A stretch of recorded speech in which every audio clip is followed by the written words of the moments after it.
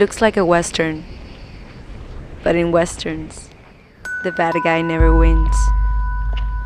In this duel, I carry no gun and no good guy costume. Just the poetry of who I am.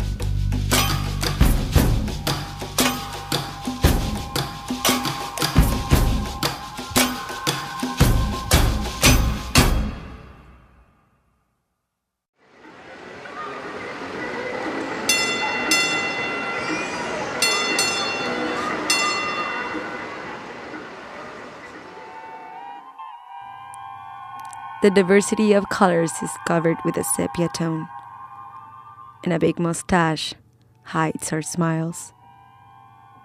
A character that is lost in the past and lost in history. You have guessed the riddle. Down in Mexico, I like to consume. What do you like to consume? I like to consume. Oh, baby. I like to wash it down with tequila, tequila arriba. Down in Mexico, I like to salsa tacos, guacamole, salsa tacos, guacamole. Down in Mexico, let's be happy. We've had a good day. Let's sing. Vamos, Adelita. We don't really have a sense of what it means to be global. To be global means you can take from different perspectives and understand, you can deal with them, and you can adjust and adapt. And I think that in the United States we'll still have that concept of people adapt to us rather than we to them. Thank you! That's what you do, right? That's what you do! I think that some of the main ones include kind of caricatures of like a 19th century Mexico that is very rural and is still sort of tied to the land, is still sort of suffused with people who wear sombreros and bandoleros. I think people still sort of think that way in the States, but it's still, in spite of the fact that it's right there and that it is an immediate neighbor, I think people still have an image of it that's, 150 years old and based on sort of more rural stereotypes.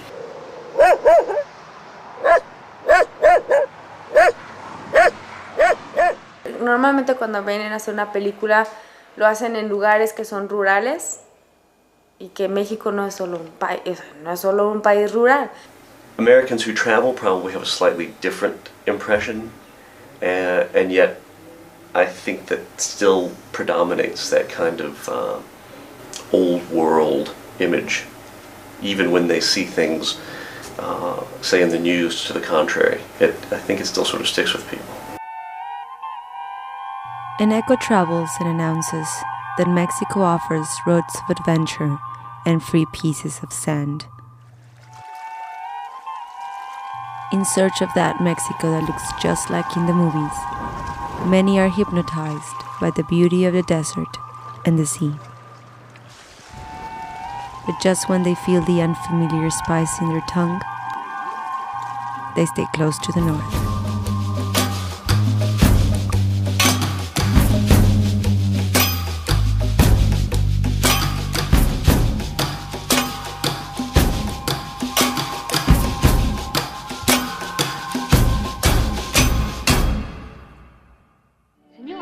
Señor, are you an American? Señor, do you like Mexico? No, not very much. Most Americans, for instance, I don't think would think that there's a city anywhere in Mexico. And their impression is that everyone sort of wanders around, and it's quite strange. Y esa es una imagen, pues que no va, porque para empezar no es así. México es un país grande, es un país que tiene ciudades, es un país que está creciendo, es un país que es mucho más que esa imagen que existe, machista, o esa imagen que se tiene del mexicano como sumiso, del mexicano. Es mucho más. Como vivir en cualquier otra, mismos problemas, mismo tráfico, el mismo estrés porque tengo que llegar a mi trabajo, el mismo estrés porque tengo que hacer bien mi trabajo, la misma competencia que hay en todas las ciudades de que si no hago bien mi trabajo alguien más lo va a hacer. Se me hace como cualquier otra ciudad.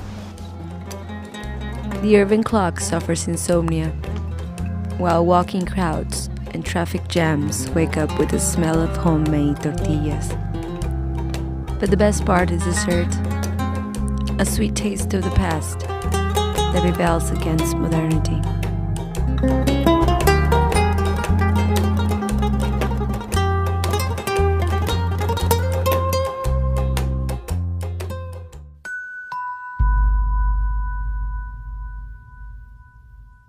And then, of course, the whole issue of immigration, undocumented workers coming across. Most people don't see that as undocumented workers. They see them as illegal people, so breaking the law, so to speak.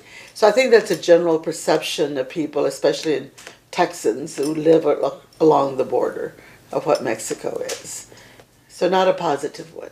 I think it becomes difficult for most people to dissociate their opinions and attitudes towards immigration from their opinions and attitudes towards, people who sort of stay in Mexico and aren't immigrants or aren't trying to find work in the States.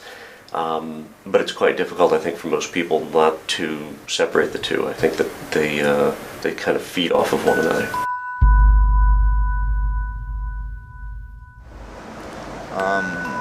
Que el mexicano es flojo. I think that's a really strong stereotype that may sort of supersede all of the other ones. And the ironic thing is that as a stereotype, it should be the one that is actually destroyed before all of the others, mostly because the sorts of work that many Mexicans wind up doing in the States are manual labor. The sorts of things where, you don't actually sort of do it if you're lazy. And it's quite strange that that stereotype seems to really sort of hold on, even as the experience that people have of immigration should work against that and should sort of destroy it. Near the border, Mexico is an immigrant with no name. An immigrant who holds a family picture in the pockets of his work uniform. Nobody seems to know his story, and his face is hardly shown in the screens. And even though Hollywood may not see it, I see contrast, feeling, and taste behind that wall. I'm glad I'm back. Vuelvo a la frontera, otra vez he de atravesar. Es el viento que me manda.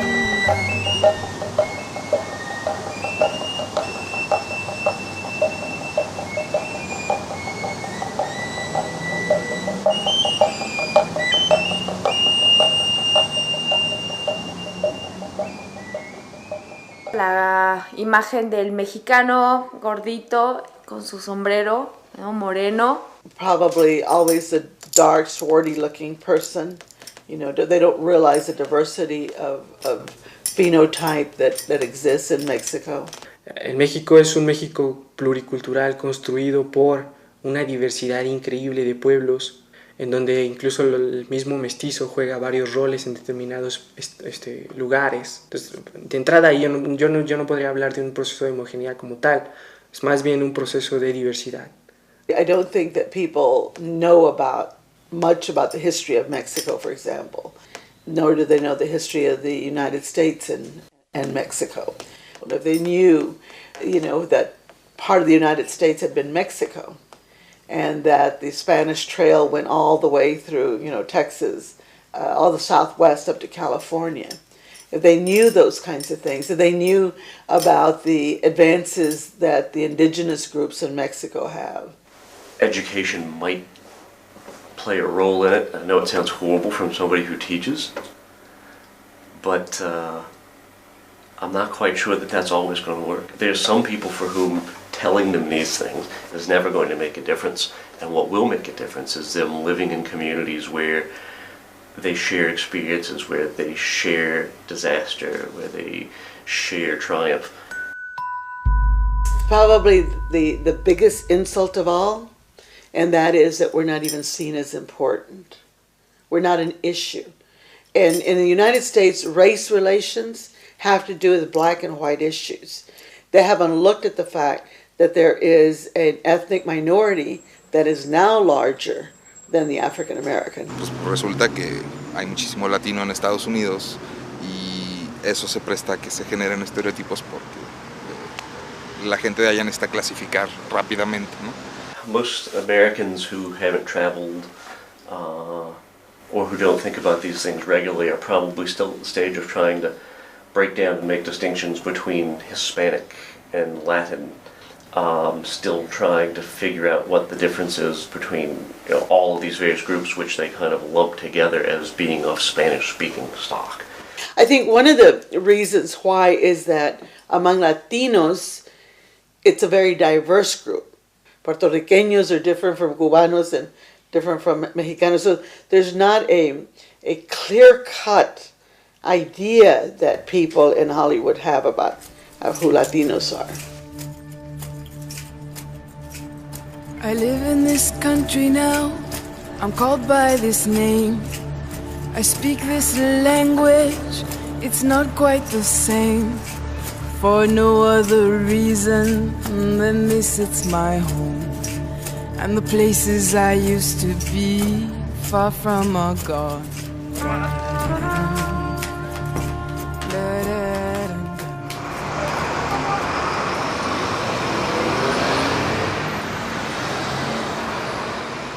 México es un país que cuando lo conoce un extranjero que viene realmente a conocerlo, el fondo de sus raíces, se enamora de México y esa persona extranjera va y platica cosas maravillosas de nosotros los mexicanos y de nuestro país, que no somos nomás un grupo.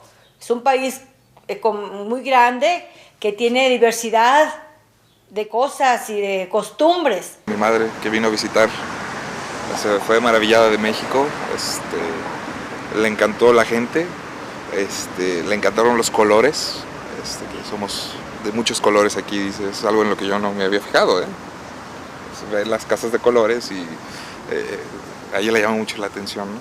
And students certainly are quite willing to travel there for their senior year of high school or their university trips there, and yet when they travel there, the means by which they travel sort of turns the whole place into a playground.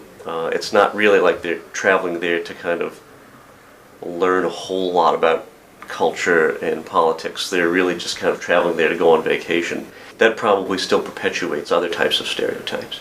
And so my thoughts are that every time I go to Mexico, it's like having a revitalization of my soul.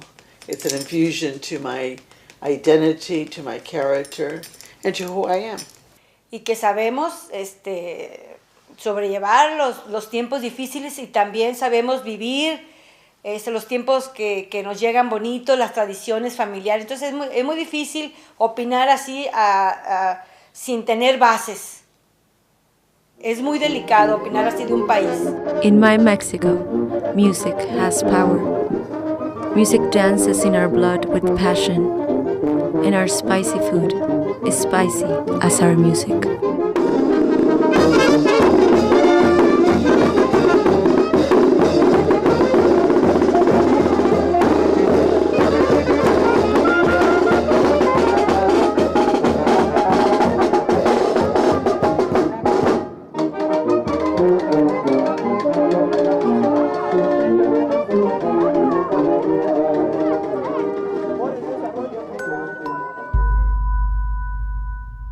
It's a very central question. And if you can't answer that question of who am I, which means what makes you up, then you don't have a strong sense of identity.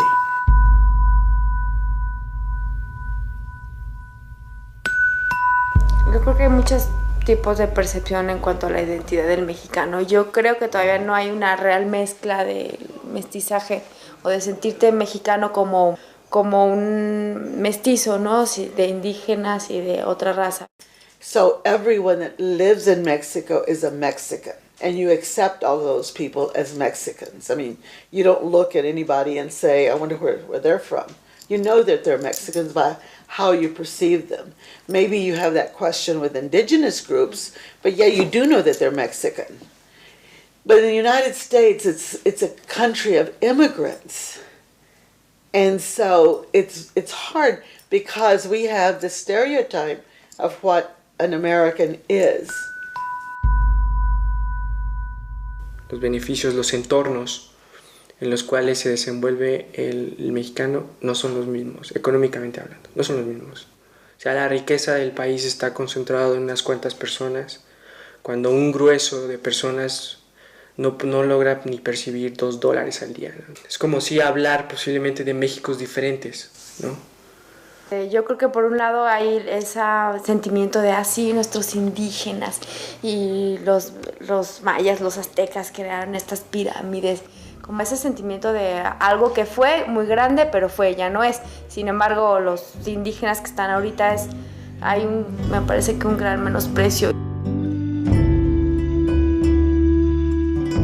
Diversity is grown by the seeds of the past. The past tells me a bedtime story of how my blood was made of mestizo colors. A bedtime story that has no ending and is filled with characters who speak different languages we don't understand.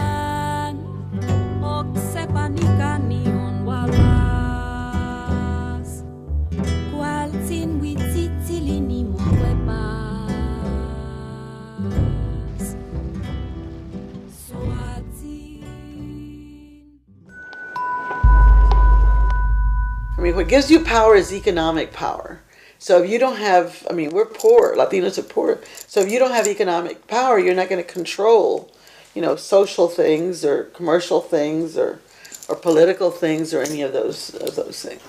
It was once said that by a cultural historian that America was the graveyard of cultures, that cultures sort of went there to die as they were sort of transformed into something new and something different and something that broke down their old bonds, social bonds. También es un país que está junto a otro país muy grande que es Estados Unidos, entonces todo lo que de allá viene se mama sin masticarlo, no solo se mama y ya. Sí hemos estado perdiendo mucha identidad porque vivimos muy cerca de los Estados Unidos. Entonces necesitamos urgentemente, desde el seno de nuestros hogares, enseñar a nuestros hijos a amar sus tradiciones, su cultura, que es un tesoro que tenemos como nación, los mexicanos. Cultural historians tend now to sort of argue that people are able to defend their culture and stake off a territory that they can sort of keep relatively authentic and untainted from American cultural imperialism. But I think that economics goes a long way towards breaking down lots of other cultures and creating what is essentially a new synthetic culture that weaves all of these things together in a new and different way, but not necessarily in a way that reflects how people live in the real world. Mexico believes and prays on its knees. The old ones pray for respect from modernity. They pray for the young ones to believe in their stories. They pray to the hills and the forests. I pray for my prayers to have time to exist in the cities. I pray for my family, for identity.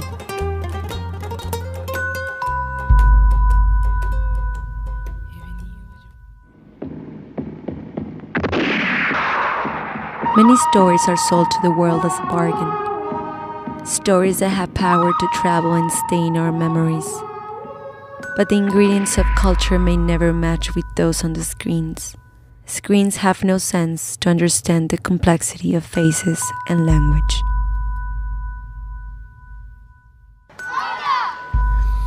El hecho de decir, pues, pertenezco a esto, ¿no? O sea, de pronto hay una gran familia, o no sé, hay algo grande que cobija. Familia, mi tierra, mi país. Sobre todo, lo más importante para el mexicano siempre ha sido la familia. No, mexicano. I am a Mexican American. I will also call myself a Latina to identify with the larger group of the Americas, and I will also call myself a Chicana because that is a very political, cultural term. Can you recognize any kind of positive stereotype of Mexicans?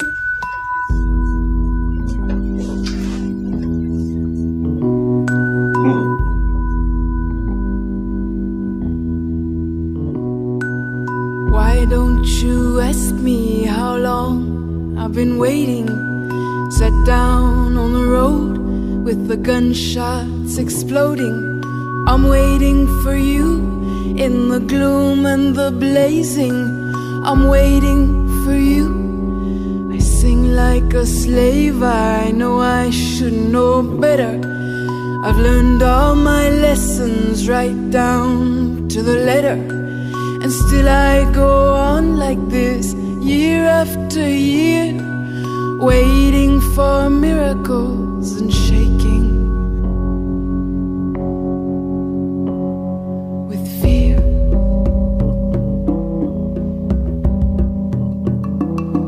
Why don't you answer?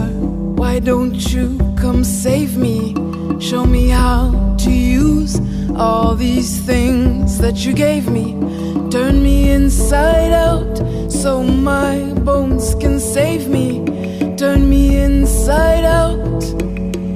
You've come this close, you can come even closer. The gunshots get louder.